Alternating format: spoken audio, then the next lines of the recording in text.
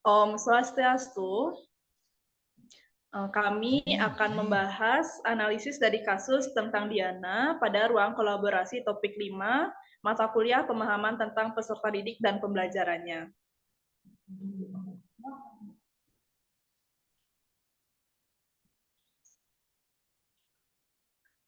Nung di next nung. Oke.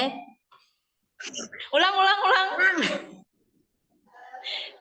Kalau udah selesai, aku ngomongnya langsung di next ya.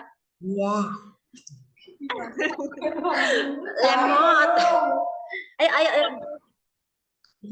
Udah ya? Dah.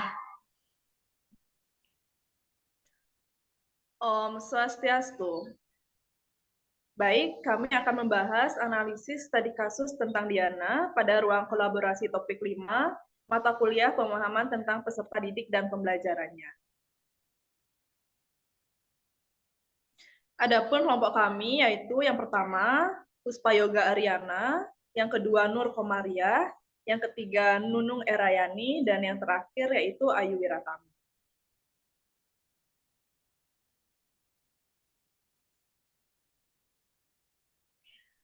Studi kasus Diana. Saat ini adalah permulaan tahun ajaran baru. Anda adalah seorang wali kelas 4 yang memiliki anak didik usia 10 tahun bernama Diana. Wali kelas 3-nya mengeluhkan dinamika bersekolah Diana kepada Anda. Guru wali kelas tersebut mengatakan nilainya jauh tertinggal dari teman-temannya di kelas. Diana juga kurang baik dalam mengerjakan pekerjaan rumahnya selama masa PJJ kemarin. Bahkan, pihak wali kelas mengatakan bahwa ia khawatir dengan tuntutan yang semakin tinggi di kelas 4 di pelajaran IPA, bahasa, dan IPS yang membutuhkan banyak bacaan.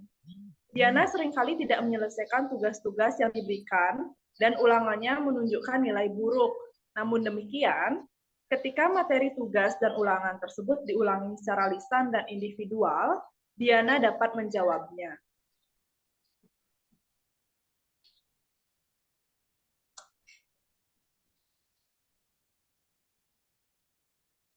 Berdasarkan tujuan pembelajaran yang ada, kira-kira bagaimanakah cara melakukan asesmen terhadap keadaan Diana?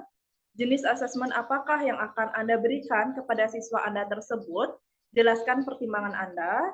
Dan yang terakhir, kesimpulan apa yang Anda dapat tarik dari asesmen yang Anda desain dan lakukan tersebut?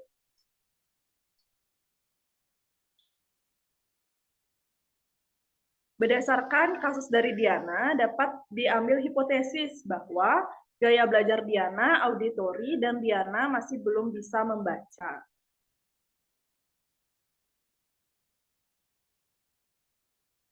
Baik, selanjutnya akan dijelaskan oleh Yoga. Baik, terima kasih atas waktunya. Sini saya akan melakukan pemaparan materi. Kira-kira bagaimanakah cara melakukan asesmen terhadap keadaan Diana? Di sini terdapat 3 cara yang dapat kelompok kami sampaikan. Yang pertama, yaitu melakukan asesmen diagnostik untuk mengetahui karakteristik Diana dan guru dapat merancang pembelajaran sesuai dengan kebutuhan Diana.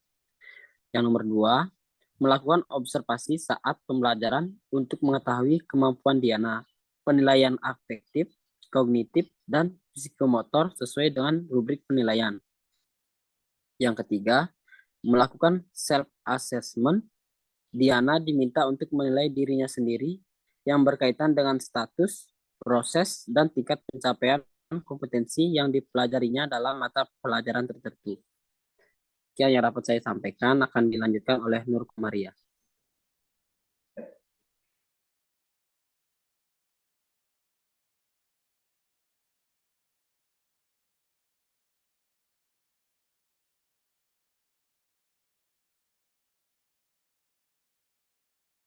Maaf. Jadi asesmen yang tepat untuk Diana berdasarkan pertimbangan kelompok kami yakni performance assessment yang merupakan suatu jenis asesmen menyeluruh kepada peserta didik agar dapat melakukan demonstrasi dengan mengaplikasikan pengetahuan yang dimiliki. Nah, Diana ini kan kalau dari hipotesisnya nggak bisa baca dan sifatnya audio gaya belajarnya. Sehingga yang guru lakukan adalah dalam melakukan penilaian seperti untuk kerja pada Diana, tingkah lakunya, serta interaksi Diana selama proses pembelajaran. Gitu. Soal selanjutnya,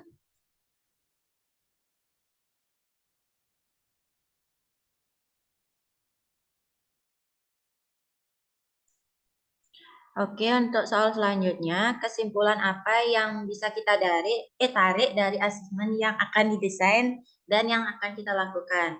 Nah, pada dasarnya kita harus mampu memahami peserta didik secara khususnya itu seperti Diana, dan meningkatkan kemampuannya perlu adanya beberapa tahapan yang perlu dilaksanakan, yaitu yang pertama, adanya asesmen diagnostik. Yang kedua, setelah kita melakukan asesmen diagnostik, baru kita melakukan observasi, dan yang terakhir ialah melakukan asesmen formatif. Karena tentunya setiap peserta didik itu memiliki kemampuan dan gaya belajar yang berbeda. Sehingga sebagai seorang pendidik, kita harus mampu memahami karakteristik semua peserta didik yang kita miliki.